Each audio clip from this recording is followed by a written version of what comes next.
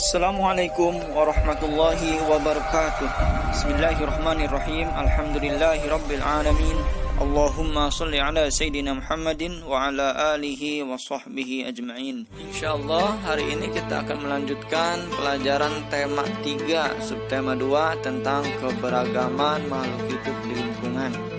Sebagaimana yang kita ketahui bahwa sesungguhnya seluruh makhluk hidup yang ada di muka bumi ini adalah ciptaan Allah, sebagaimana firman-Nya dalam surat Al-Mu'minun ayat ke-21. Wa inna lakum fil an'ami la'ibrah nusqikum mimma fi butuniha wa lakum fiha manafi'u katsiratun wa minha ta'kulun. Allah subhanahu wa ta'ala yang maha pengasih telah memberikan karunia kepada kita, di antaranya adalah hewan. Sekarang apa sih manfaat hewan sebagai sumber daya alam? Hewan memiliki banyak manfaat dalam kehidupan manusia, di antaranya sebagai bahan makanan, bahan obat-obatan, dan dimanfaatkan tenaganya oleh manusia. Berikut ini adalah beberapa contoh pemanfaatan hewan bagi kehidupan kita sebagai manusia.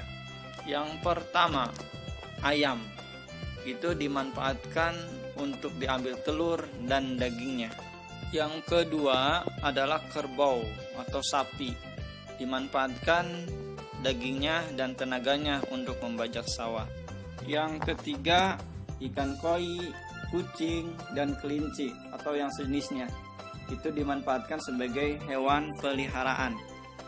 Selain yang tiga tadi, hewan juga berperan dalam menjaga keseimbangan alam. Contohnya ular memakan tikus, sehingga jumlah tikus di sawah tidak berlebihan.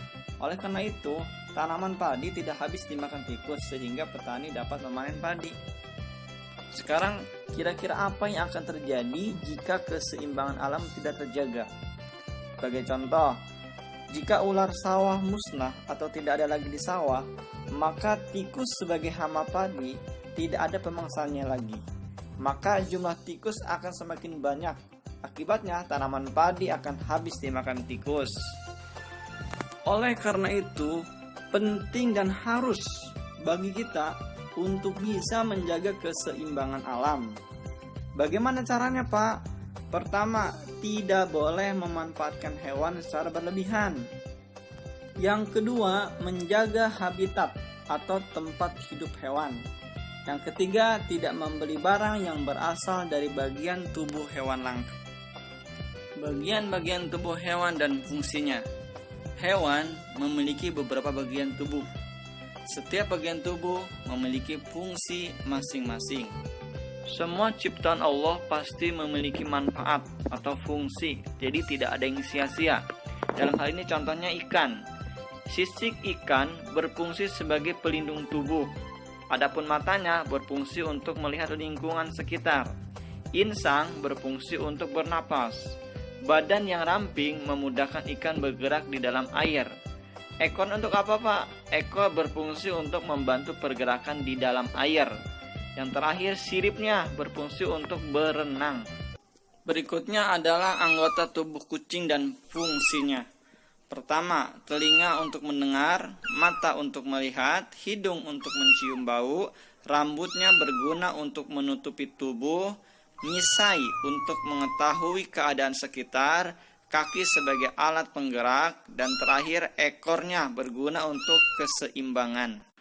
Setelah Anda mengetahui bagian-bagian tubuh hewan dan fungsinya, sekarang kita akan belajar melakukan wawancara. Dan di dalam wawancara itu, ada yang namanya narasumber. Narasumber itu apa ya, Pak? Narasumber dalam wawancara bertugas memberikan informasi yang dibutuhkan pewawancara dengan menjawab pertanyaan. Tapi sebelum melakukan wawancara, kita harus menentukan narasumber yang tepat. Narasumber yang kita wawancarai sebaiknya memenuhi syarat antara lain. Pertama, memiliki pengetahuan di bidang tertentu yang berkaitan dengan topik wawancara. Kedua, memiliki keahlian tertentu dalam suatu bidang yang berkaitan dengan topik. Ketiga, mengalami atau terlibat dalam peristiwa yang berkaitan dengan topik. Ketika hendak melakukan wawancara, kita harus memiliki adab atau sikap yang baik. Yang pertama, mengucapkan salam, kemudian memperkenalkan diri kepada calon narasumber, serta menyatakan maksud dan tujuan dengan jelas. Yang kedua, meminta kesediaan seseorang untuk menjadi narasumber dengan bahasa yang santun.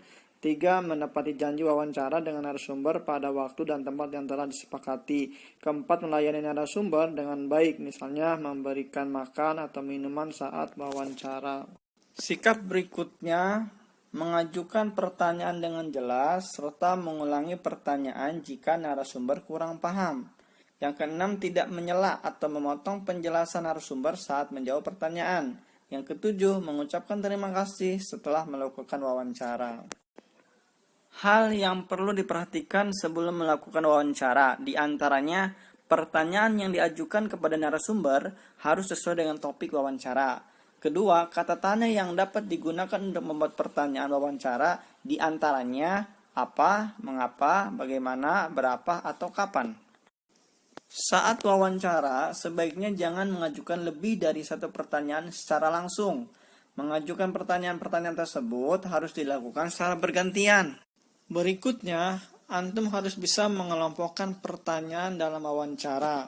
Pertanyaan wawancara sebaiknya dikelompokkan dari pertanyaan umum hingga pertanyaan khusus.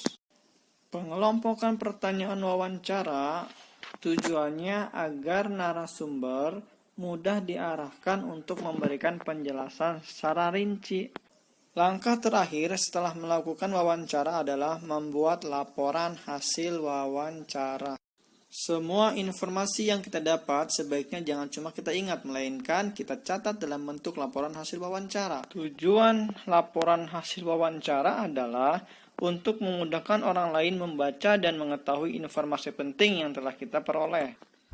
Jadi kesimpulannya adalah, pertama, kita harus yakin bahwa makhluk hidup itu, dalam hal ini adalah binatang, adalah makhluk ciptaan Allah yang diberikan untuk kita dan kita kelola dengan baik.